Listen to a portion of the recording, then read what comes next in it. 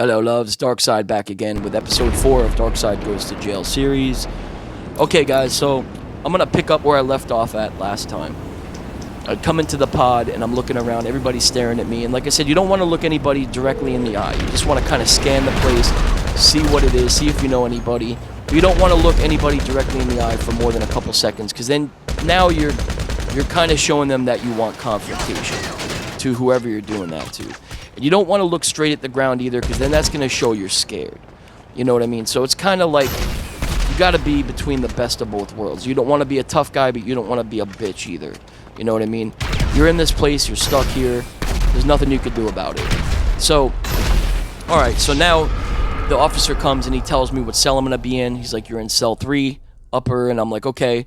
So I go in the room, in the cell, because my jail, the cells are kind of set up like little rooms, basically. They're doors, they're not like barred places, you know? So, there's no bars, really, at all, actually. So, I go, I set my stuff on the little table, because inside, it's a 6x8 cell. 8 feet long by 6 feet wide, okay? And on the right is a little table, like a little drawing table that's connected to the wall, a little metal table. And then there's a little stool that you could pull and push out underneath it if you want to sit down and write a letter or whatever. You know what I mean? So I set all my stuff on there, and he's like, "Come with me." The officer comes and he's like, "Come with me." He's like, "We got to get your, you know, your towel, your blanket, your sheet, your pillowcase, all that stuff." Okay, so you go and he brings you to the supply room. You grab all that stuff and you walk back and you put it all back in your cell on your bunk. So I set everything on my bunk. And I'm starting to put like the blanket and the sheet onto my mattress, and the mattress is garbage. It's like 2 inches thick, terrible garbage piece of shit.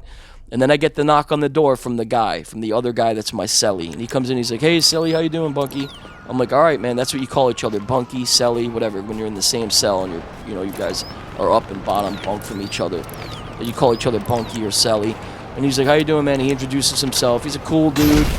Seems like a chill guy, but he's getting ready to go to prison in a few days. So I don't really remember him as much as I should, because I was only with him for like 3 or 4 days, this guy. And I didn't really talk to him that much, other than when we were sleeping, you know, like when it was the lights out, we would bullshit for a couple minutes, but then that's about it. I don't even remember the guy's name, but I do remember he told me straight up, as soon as I got in there, he's like, "Look," he's like, "I only have one rule. I keep it really clean in here. I clean this bitch every day. I clean this cell every day." He's like, "Don't be pissing on the seat and leaving the piss all over the seat." He's like, "I don't like that. I wouldn't do that anyway. That's disrespectful no matter where you go." He's like, and I just like to keep it clean. He's like, "If I feel that you're even messy," he's like, "I'll kite your ass out of here in a second." And I was like, "No problem. It's cool. You know, it's his house. I'm just moving in." You know what I mean? So, and what he meant by kiting me out was, if people don't like you and they feel that there's something about you, they will put in what they call a grievance on you, or like they'll put in paperwork on you. It's called a kite, and they'll send it to the classification people, or they'll tell the officer and be like, "I feel like this inmate or whatever, so-and-so, is about to get in some trouble.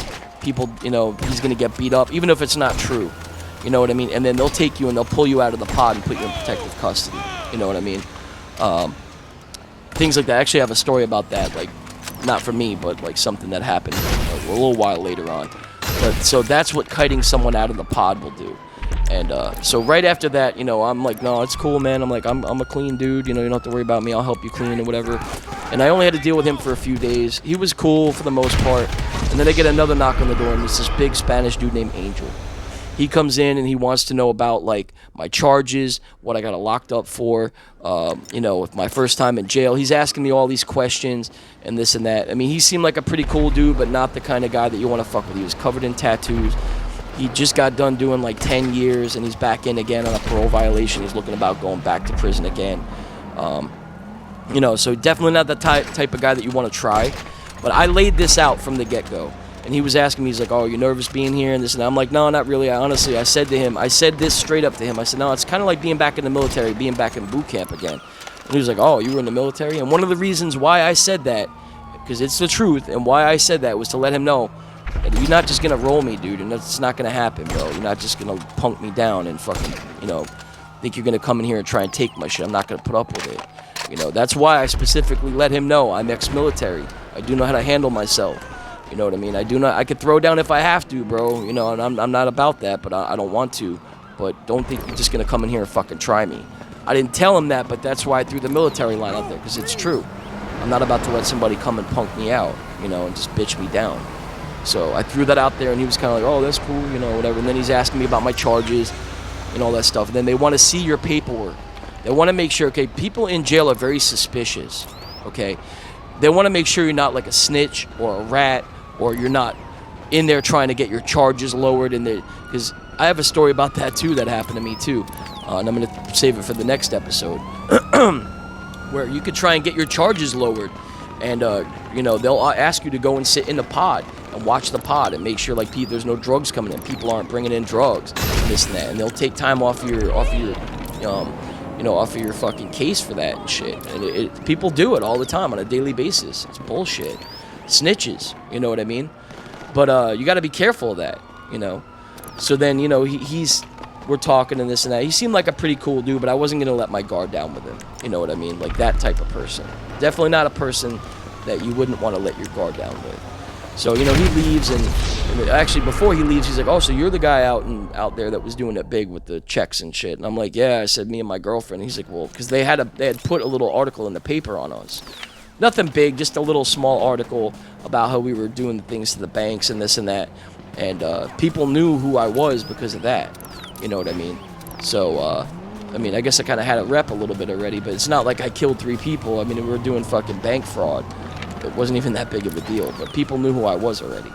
So yeah, he leaves, and then I go and I start walking around, and I'm trying to put my stuff onto my bunk, or onto my mattress, like put my sheet on, and then my buddy Scott comes and he knocks on the door and he's like, what the fuck are you doing here? I'm like, damn, dude, I ain't seen you in a minute. And he used to be my old boss, but we were friends before that.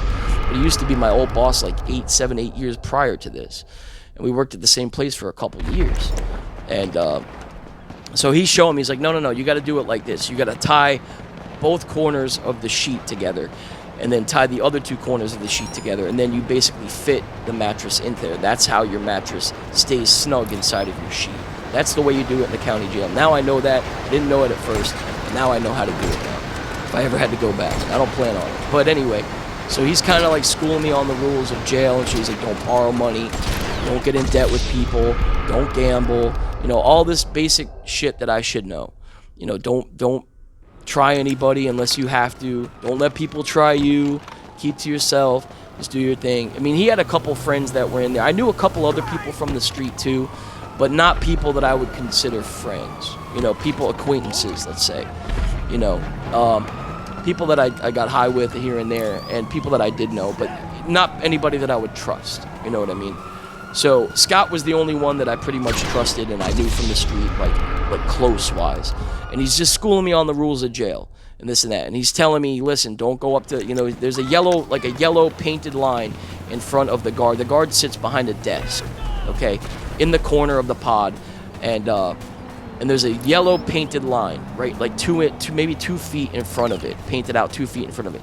He's telling me, he's like, you do not cross that line. They will lock your ass up instantly if you even go over that fucking line. They can see it. The camera's set right to it. They watch it all the time. Don't cross the line unless they, you know, say, here, I have a mail for you, or I have you know, a grievance slip or a medical form or whatever. Then they tell you to come up and get it. Then you can do it. But you're not allowed to cross that line. That's an instant DR. You go straight to the fucking box and straight to confinement because of that shit. The cops do not play, because then now they feel if you're coming too close to them, now they're threatened. You know, there's only one officer in there, one. And it's like 50 to 60 people or something like that in there. Okay, sometimes more if the jail is like filled to capacity. So, I mean, you got to feel the pressure that he's dealing with, you know what I mean? And he's in there in the county jail. It's not just like, even though my charges were non-violent charges, there's still murderers in there. There was 2 murderers in my pod, people that were in there for murder, okay? One of the guys was like 18, 19 years old, and he basically was with a group. There was like 4 or 5 of them, and they were doing home invasions, dressing up as Bible salesmen, pushing into the homes, and ripping people off, like robbing them, taking their jewelry, drugs, money, whatever they could get. And they were doing this all over. They were doing this for about 4 or 5 months, and then they finally caught them, and all 5 of them were in the county. They snitched on each other. That's why they kept them separated, and it was a whole big thing.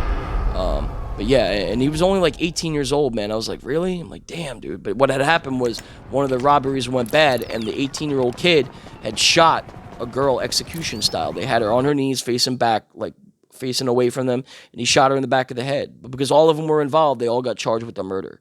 So, things like that. He told me about,